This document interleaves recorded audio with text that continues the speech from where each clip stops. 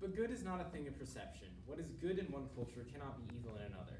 What is true of morals and minor practices, but not of virtue? Virtue is absolute. Grisidor Erdin and Catti Bree left Mithril Hall after the battle with the Dro, and now find themselves on a ship called the Sea Sprite, where they travel around the seas hunting pirates who threaten Waterdeep.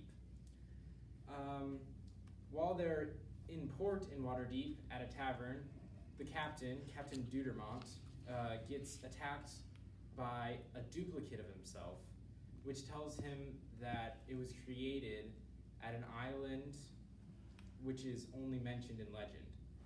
And so Captain Dudermont decides to travel to that island and see what all this ruckus is about.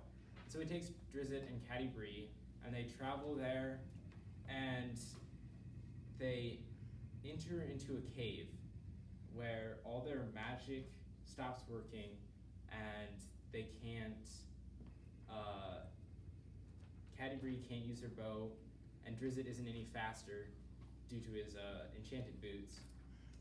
And they get a prophecy from old witch, which they don't remember exactly, but the gist of it is that the witch tells them that Drizzt's father, Zaknafine, is being held by Drizzt's oldest enemy, which he thinks is his mom, but in reality, his mom is actually dead, though he doesn't know it. And a eccentric wizard named Harkle comes through an odd spell he created, which teleports him into wherever fate wants him to be.